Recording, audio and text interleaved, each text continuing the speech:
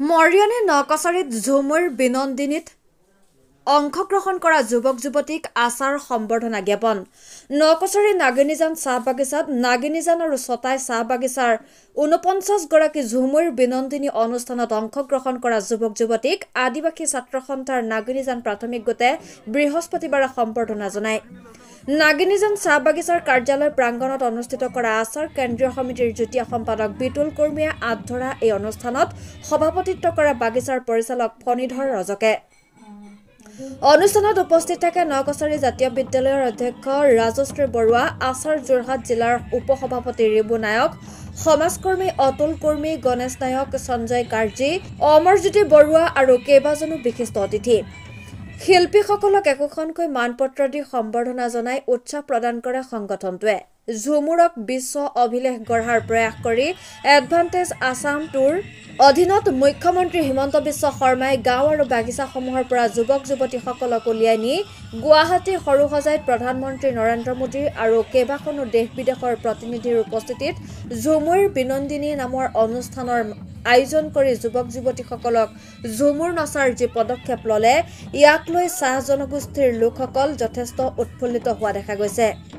সভাৰ শেষত শিল্পীসকলে ঝুমুৰ নাচি আনন্দত মতলীয়া হৈ পৰা দেখা যায়। এই সন্দৰ্ভত কেন্দ্ৰীয় সমিতিৰ যুটীয়া সম্পাদক বিতুল কৰ্মীয়ে সবিশেষ কয়। মৰিয়নীৰ পৰা সূৰ্য দাসৰ ৰিপৰ্ট, এনি এক্সপ্ৰেছ। নাগিনীজান প্ৰাথমিক গোটৰ উদ্যোগত আৰু সমূহ ৰাইজৰ উদ্যোগত আচলতে যিসকল শিল্পীয়ে বিশ্ব ৰেকৰ্ড কৰিবলৈ ঝুমুৰ বিনন্দিনী অনুষ্ঠানত বিশ্ব ৰেকৰ্ড কৰিলে নাগিনীজান চাহ বাগিচা তথা ছটাই চাহ বাগিচাৰ পৰা, তেওঁলোকক আমি অতি আদৰেৰে সন্মান জনাইছোঁ। আৰু তেওঁলোকে আচলতে চোতালৰ ঝুমুৰ গৈ পিনে বিশ্ব ৰেকৰ্ডত কৰিলে, তাৰ কাৰণে সঁচাকৈ অতিশয় আনন্দিত হৈছে নাগিনীজানবাসী ৰাইজ, সদৌ অসম আদিবাসী ছাত্ৰ সন্থা সকলো ৰাইজে আমি গৌৰৱান্বিত হৈছোঁ। অসম চৰকাৰক ধন্যবাদ জনাইছোঁ। সেয়েহে আমি এই যিসকল শিল্পীয়ে তাত গৈ অংশগ্ৰহণ কৰে তেওঁলোকক আজি আমি সন্মান জনাইছোঁ। এটা পৰীক্ষাৰ সময়ত ঝুমুৰ পাতিছে, এইটো আমি সঁচাকৈ আদিবাসী ছাত্ৰ সন্থাই প্ৰথমতে আমি এটা স্মাৰক পত্ৰ জনাইছোঁ আৰু কৈছিলোঁ যে অসম চৰকাৰ যদি পাৰে পিছুৱাই দিবলৈ।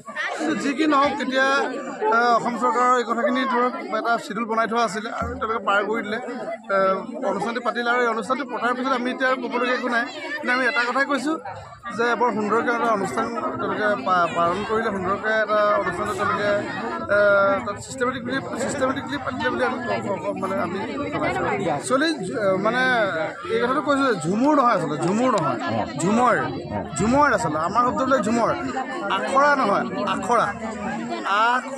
এইটো আমি অসমীয়া শব্দ এটা, আখৰা শব্দটোহে আচলতে আমাৰ শব্দবিলাক।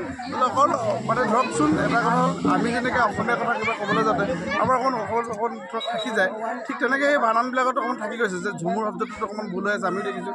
আৰু আমি প্ৰতিটো সময়তে প্ৰতিটো চেনেলতে আমি দেখিছোঁ, প্ৰতি চেনেলে যেতিয়া পৰিৱেশন কৰে, গীত পৰিৱেশন কৰিবলৈ যায়, তেওঁলোকে বহুতে দেখিবলৈ পালোঁ যে চাহ জনগোষ্ঠী লিখিছে, আদিবাসী লিখিছে।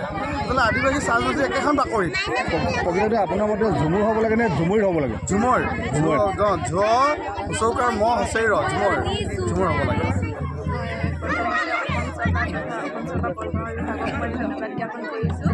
আমাৰ যোৰহাটবাসী হৈ আমি বহুতেই গৌৰৱান্বিত অনুভৱ কৰিছোঁ। আমাৰ চোতালৰ ঝুমুৰি গৈ বিশ্ব দৰবাৰত প্ৰতিষ্ঠা হৈ গ'ল, তাৰ কাৰণে আমি আমাক অশেষ ধন্যবাদ জ্ঞাপন কৰিছোঁ। লগতে আমাৰ ঝুমুৰ শিকাওঁতে যিসকল কৰিঅ'গ্ৰাফাৰ তথা আমাৰ শিল্পীসকল আৰু অসমৰ বিভিন্ন জেগাৰ উপস্থিত আমাৰ শিল্পীসকল, সকলোকে মই ধন্যবাদ জ্ঞাপন কৰিছোঁ যে আমাৰ আহি নজনা কথা কিছুমানে শিকাই দিলে, কৰিঅ'গ্ৰাফাৰসকলে আমাক বহুত ধুনীয়াকৈ শিকালে আৰু আমি নিজে গৈ প্ৰশিক্ষণ লৈ গুৱাহাটীত প্ৰশিক্ষণ লৈ নিজে আৰু ট্ৰেইনাৰ হিচাপে প্ৰশিক্ষণ দিয়ালেও আমাৰ কাৰণে এটি নতুন অভিজ্ঞতা আৰু আমাৰ কাৰণে এটা সোণালী সুযোগ যে আমি ট্ৰেইনাৰ হিচাপেও এটা সুযোগ লাভ কৰিলোঁ। তাৰ বাবে মামাকো ধন্যবাদ জ্ঞাপন কৰিছোঁ।